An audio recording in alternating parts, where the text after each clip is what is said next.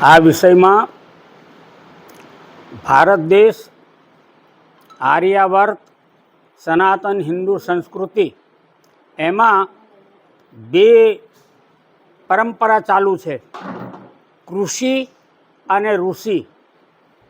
કૃષિ એટલે ખેડૂતો જે કામ કરે છે ખેતીમાં, આંબા ઉપર વાંઢા ફૂટે છે અને ખેડૂતો એ વાંઢાને કાપી નાખે છે।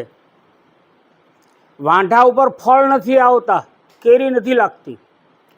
આ મંદિરમાં સંસદ ભવન ભગવાનના મંદિર જેટલું પવિત્ર છે અને એની અંદર આવા વાંઢા ફૂટ્યા હોય, વાણી વિલાસ કરતા હોય અને લગામ વિનાના ઘોડા જેવું હણહાટી કરતા હોય, આવા લોકોને જેમ વાંઢો કાપી નાખવામાં આવે છે એમ આ લગામ વિનાના ઘોડાઓ છે એને પણ સંસદમાંથી દૂર કરવા જોઈએ।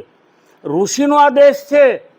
અમારા પૂર્વજોએ પોતાની કરોડરજ્જુનો હાડકાનું વજ્ર બનાવી અને વૃત્રાસુરને માર્યો હતો, પણ આ વાણી વિલાસ કરનારા જે લગામ વિનાના ઘોડાઓ, એના બાપદાદાઓએ કોઈની હડ્ડી આપી, કોઈએ હડ્ડી આપી અને આ દેશને બચાવવાનું કાર્ય કર્યું હોય એવો એક પણ ઇતિહાસ નથી। જેનું અપમાન કરવામાં આવે છે સંતો, એમને તો પોતાની કરોડરજ્જુઓ કાઢીને આપી દીધી છે। ભારતમાં 25 લાખ સાધુઓ છે, એક એકના હાડકાનું વજ્ર બનાવી અને નાશ કરવામાં આવે અસુરોનો તો 25,000ને તો મારી જ નાખે।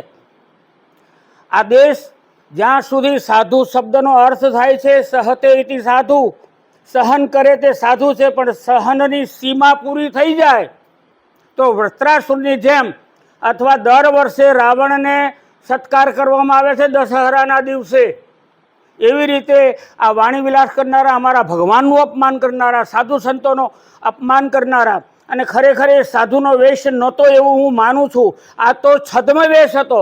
સાધુનો વેશ હોય તો જીભ ઉપર લગામ આવે, સાધુ કોઈ દિવસ આવું બોલે જ નહીં, પણ કપડાં જે ભગવા હતા ને એ છદ્મ વેશ હતો।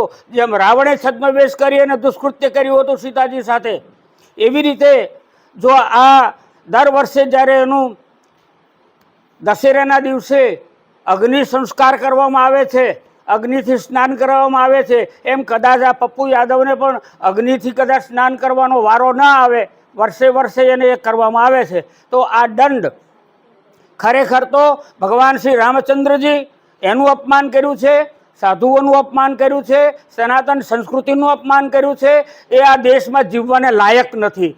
અને એવા જે મતદારો છે કે જેને ભૂલાવીને, ભાન ભૂલાવીને એ મતદારોએ એમને મત આપી અને અપક્ષ તરીકે એમને ચૂંટી લાવ્યા છે, તો શું મતદારો, અમારો તમને પ્રશ્ન છે, શું તમે સનાતનીઓ નથી? ફરીથી ધ્યાન રાખજો। આટલું કંઈ વિરમો છું। જય હિન્દ, જય ભારત।